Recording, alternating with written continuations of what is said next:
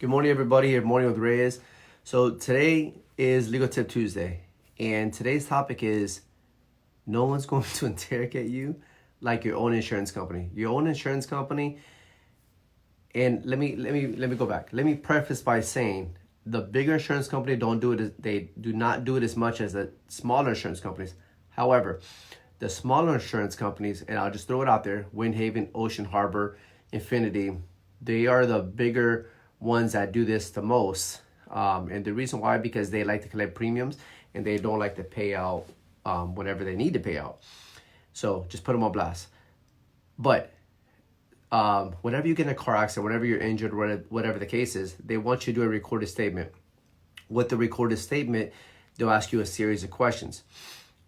When these smaller companies, they really will hammer you really difficult to try to not pay you as far as your benefits. So they're looking for anything they can ask you on the recorded statement. And the problem is that you have to get the recorded statement by law because you have a contract with these people. And if you do not comply with the contract, basically they can drop your benefits. But they're trying to drop your benefits regardless.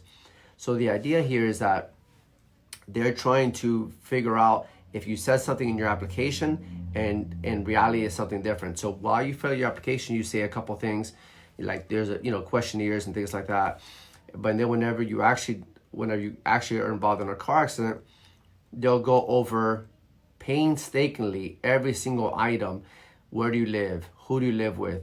What'd you do when you were in second grade? I'm using those, kind of far-fetched, but they really go really deep. They go so deep because they're trying to catch you in some sort of discrepancy. It could be a small technical error, and then they cancel your policy and they call it fraudulent misrepresentation. Seriously, fraudulent. It's a little bit harsh, I think, but they call it that. And basically, and the reason why they call it that is under fraud, they can cancel your policy because it's under the pretenses of fraud, and fraud voids contracts. And by voiding your contract, they can void your policy and they can void the payment and they can make it seem as if you've never had insurance ever with that company. So that's why they call it fraudulent misrepresentation. And it literally could be that you had somebody that doesn't have a car, doesn't drive, doesn't do anything like that, but they might be like 14 years old that lives in the house. Well, they'll say, oh, you lied to us about it, therefore we're dropping your policy. Oh, you stayed at your dad's house for 3 months and not at this house, oh, you don't qualify for your policy. So they are looking for all these little minute reasons to drop you whenever they can. And this happens again with the smaller insurance companies for the most part. And they really will go through this long extended process. And I realized that because whenever we're trying to do, when I deal with these smaller companies, a lot of times, those, I call it, it's not deposition, it's not examination under oath, but they're almost like those in-depth questionnaires that I can't even call and talk really. I can object sometimes, but it's not like in court that I could object a few different things. They really will go down so deep just to find that one little thing to drop you.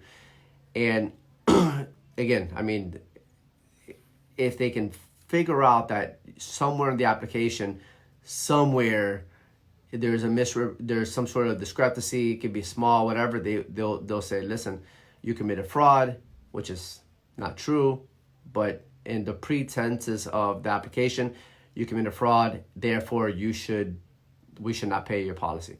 So that really does happen on a regular basis.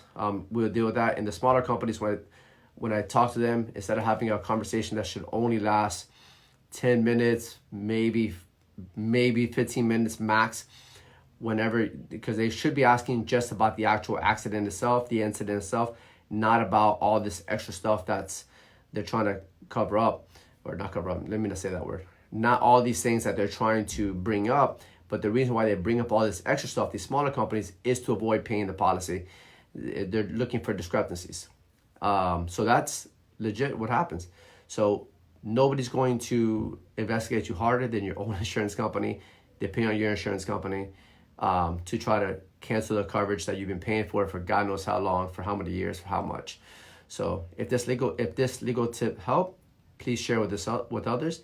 Feel free to comment below. I would love to hear your stories. If you have any questions on any other legal questions, feel free to send me a message, all right? All right, guys, you have a great Tuesday. Bye.